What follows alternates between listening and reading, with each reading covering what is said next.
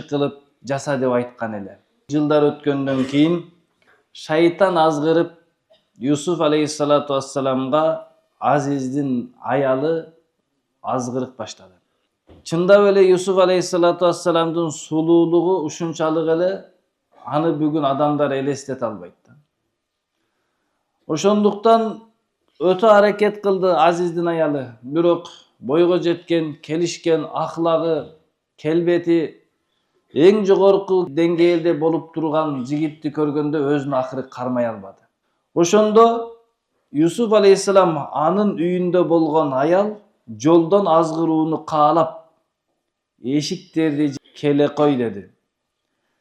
Юсуф алейхиссалам айтты: Алла сактасын. Албетте ал оюнум жайымды жакшы кылып берди. Албетте залымдар кутулбайт, ийгиликке жетпейт деди. Зулум кылган адамдар кутулбайт деди. Ошентип Азиздин аялы кээ бир тафсир китептеринде буну Зулайка деп айтып жүрөт. Ошол аял Юсуф алейхиссалату вассаламды азгыруу максатында бөлмөсүнө чакырып эшиктерди сыртынан жаптырды. Жана ошол жерге не кылган эле, азгыруунун бүткүл мүмкүнчүлүктөрүнү дайындап койгон эле.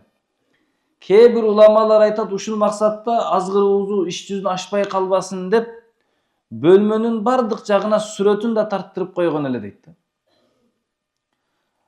Юсуф алейхиссалату вассаламды азгырсын үчүн өзү ушунчалык бир жакшынакай кийинип жасанып алган эле. Чакыртып эшиктерди ичинен жаптырды дагы айтты: "Калат хейталак, келе кой, сага даяр." Вассалам 3 нерсени айтты. Биринчиси Аллах сактасын. Экинчиси ошол Азиздин үйүндө турганда бул аялдын эрин айтып атат. Ал менин кожоюнум катары менин турак жайымды жакшы кылып берди го. Үчүнчүсү зулум кылган адамдар кутулбайт деди. Бул күнөө иште, зина ишинде көбүнчө аялдар биринчи баштайт экен. Эмне үчүн? Себеби аялдар эгер мүмкүнчүлүк бербесе, алар өздөрү биринчи бир ошого ыңгайлаштырып бир нерсе кылбаса, эркектер барыштан анча биринчи кол салбайт экен. Ошол үчүн кыргызда бир сөз бар го: кунажин көзүн сүзбөсө, бука жибин үзөбү депчи. Кунажин биринчи сүзүп коет дагы эч нерсе билбегендей буканы булкунткан кунажин өзү болот экен.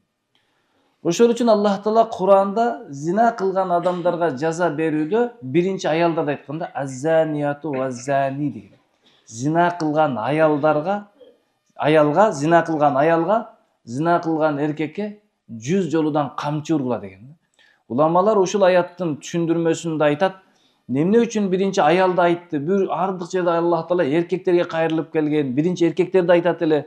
Неге бул маселеде биринчи аялдарды айтып салды? Себеби аялдар бул ишке биринчи мүмкүнчүлүк бере турган, азгыра турган. Эгер аялдар үйүнөн чыкпаса, кири барбайт да эч кимчи.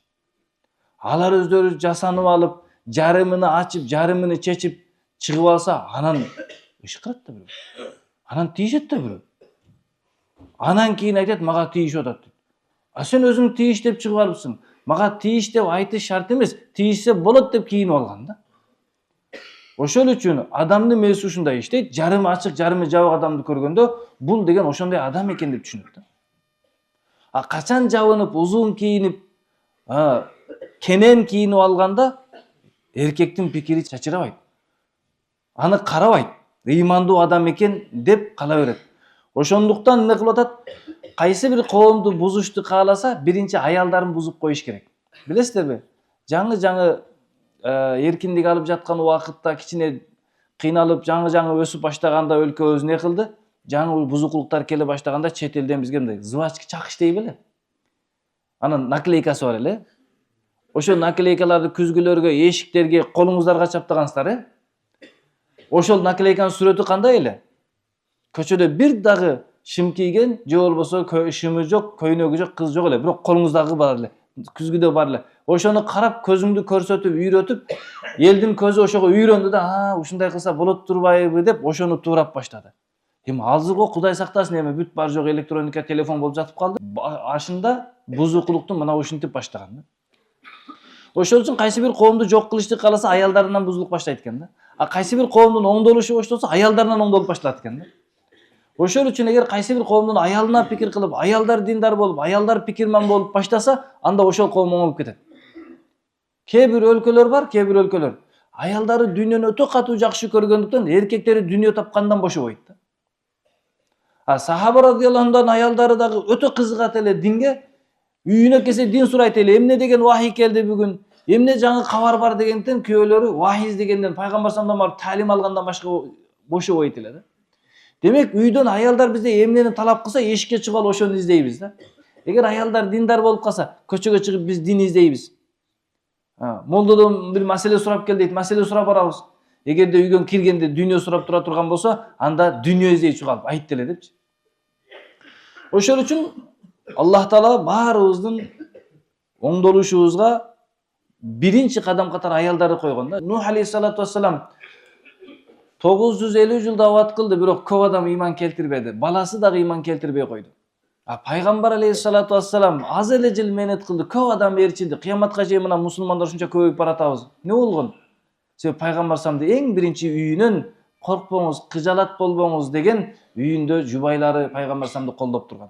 Ошондуктан үйдүн ичи оңдоло турган болсо, аял затын оңдоло турган болсо, үйдүн ичи оңдолот. Эгер аял заты оңдолбосо, анда биздин үй бүлөбүз дагы, балдарыбыз дагы, үйдүн ичи дагы оңдолбой калат керек. Ошентип алак аял эмне кылды? Азгырууга чакырганда Юсуф алейхиссалату вассалам биринчи Аллах сактасын деди. Адам биринчи күнөө кылардан мурда ойлонуш керек экен. Аллах мага күч берсе, ден соолук берсе, мүмкүнчүлүк берсе, кайсы бир жакшы нерсени берсе, мен ошол нерсени кайра Алла разы кылганга иштетемби деп бир ойлонуп көрүш керек экен да. Алла сизге байлык берсе, ошол байлыкты Аллах наразы кыла турган жолго иштете аласызбы? Бир ойлонуш керек экен да. Аллах күч кубат берсе, мүмкүнчүлүк берсе, ошол күчтү Аллах наразы боло турган жолго иштетемби деп ойлонсок, күнөөдөн сактанат экен. Ошол үчүн биринчи эмне кылды? Алла сактасын деди. Сиз Алла эркек кылып жаратып койсо, ошо эркек болгондугуңуз үчүн Аллахты наразы кылышыңыз керек да. Экинчиси, ал менин кожоюнум жайымды жакшы кылып берди го. Үйдүн ээси Азиз ошол эмне кылган? Айтты го. Жайыны жакшы кылып бергиле, муну кул катары иштетпегиле, муну балким бизге пайдасы тиер, балким биз муну бала кылып аларбыз деп жакшылык күткөндө. Эми адам жакшылык кылып жатса, ага кыянат кылып жамандык менен жооп бересизби? Адам ойлонуш керек экен да. Атаңыз сизди канчалаган жылдар бою чоңойсун деп кыйынчылыгыңызды көтөрүп, же болбосо башка бир адамдар сизге жакшылык кылса, ошонун жакшылыгына жамандык менен жооп берген кандай болот да? Адам биринчи ойлонуш керек экен, бир адамга мамиле жасагандан мурда, кыянат кылгандан, бузукулук кылгандан мурда бир ойлонуш керек экен. Бул адамда жакшылык келип турса, анда мен бул адамга жамандык менен, кыянат менен мамиле жасасам кандай болот? Баягы тузун жеп туздугуна түкүрүп койсом кандай болот? Ошол үчүн биздин караңыздар, биздин элибиздин макалдарынын ар бири Куран хадис.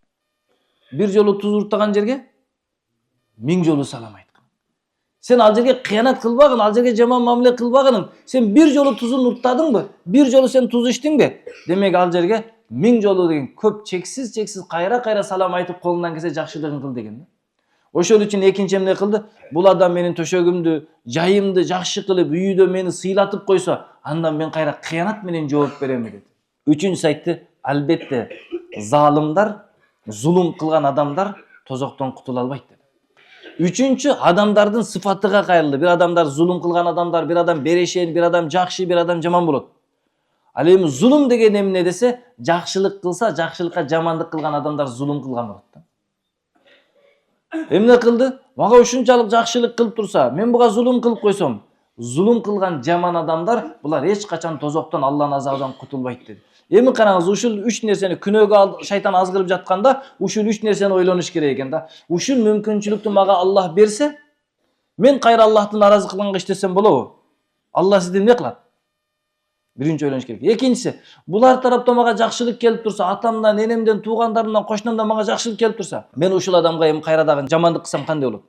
Үчүнчүсү, негизи эле адамдарга жакшылык кылып жашаган адам жакшы го. Адамдарга жамандык кылгандан көрө, кыянат кылгандан көрө, бузукулук жаман адам болуп калдымбы? Бирөөдүн үйүнү буза турган.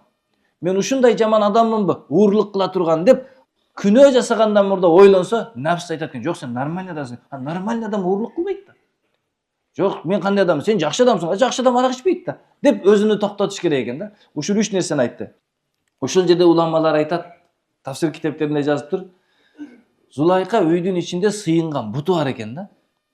Ошол бутунун үстүн жаап коюптур. Эмне болду? Неге жаап атасың деп Юсуф алейхисалам сураса, мен уялып жатам мунун алдында күнөө кылгандан деген экен да. Ошондо Юсуф алейхиссалату вассалам айткан экен да, укпаган, көрбөгөн, билбеген, колунан эч нерсе келбеген таштан уялып, жоктон жараткан Кудайдан уялбай калдыңбы депчи. Ошол үчүн уят 3 деңгээлде болот. Эң биринчи адам ушунчалык жакшылык кылса мен жооп бербейин депчи. Экинчиси периштелерден уялат. Койчу, ааламда канча периштелер турат айланабызда. Эч болбогондо оң мүрүң, сол мүрүңдө 2 периштең турат. Ушулардан уялайын деткен. Булардан уялбаган эң акыркы деңгээлдегилер анан элден уялат экен. Кой, элден уят, анан караңгыда, эч ким көрбөгөн жерде, эч ким жокто анан күнөө кылат экен. Атасынан качып барып арак ичет экен, жашынып барып кылат экен күнөө иштерди. Булар эмне кылат? Элден уялгандар. Бирок эң жакшысы бар го, Алладан уялыш керек экен да. Аял Юсуф алейхисаламга аябай катуу умтулду. Юсуф алейхисаламда Роббисинин далилдерин көрбөгөндө умтулмак. Алда адам умтулмак. Бирок Аллах Тааланын далилдерин көргөндүктөн, ыймандуу болгондуктан, илимдүү болгондуктан андай нерсеге барган жок. Кадалика линасрифа анху суа вал фахшаа иннаху мин ибадинал мухласин. Мына ошентип сактадык аны, Юсуф алейхисаламды сактадык жамандык жана уят иштерден, албетте ал биздин тандаган пенделерибизден. Аллах Таала пенделердин ичинде эки түрдүү болот. Бир түрдүү инсандар мухлис болот. Аллахка ихласы менен чын дилден ибадат кылган болот. Бир түрдүү пенделер мухлас. Аллах аларды пенделердин ичинен тандап өзүнө дос кылып, динге жакшы нерсеге иштеткен пайгамбар жана аларга окшогон улуу инсандар болот. Ошол мухласин инсандарды шайтан азгыра албайт экен да. Адамдарды шайтан азгыра албайт экен. Мухлис Юсуф алейхисалам биз тандап алган кулдарыбыздан, пенделерибизден. Аны мынтип туура эмес жолго азгырып кете албайт. Ошол үчүн караңыздар, Юсуф алейхиссалату вассаламдын тазалыгы канчалык улуу зат, канчалык мүмкүнчүлүк түзүлүп турса, ошонун качып кеткен таза зат. Бир эреже бар. Аллахтан харам нерсени таштасаң, Аллах андан жакшысын адал менен кайтарып берет. Андан жакшысын адал менен кайтарып берет. Мисалы, кандай бир иш кылыңыз, эгер бир жерде барып кичине жалган сүйлөп соода кыла койсо, акча келгендей болуп турат го. Ошону кылбасаңыз, Аллах адал жол менен андан жакшы. Ошондуктан Юсуф алейхиссалату вассалам жана бардык пайгамбарларды Аллах Таала мындай күнөө иштерден сактаган. Ошондуктан шайтан азгыра албайт эле аларды.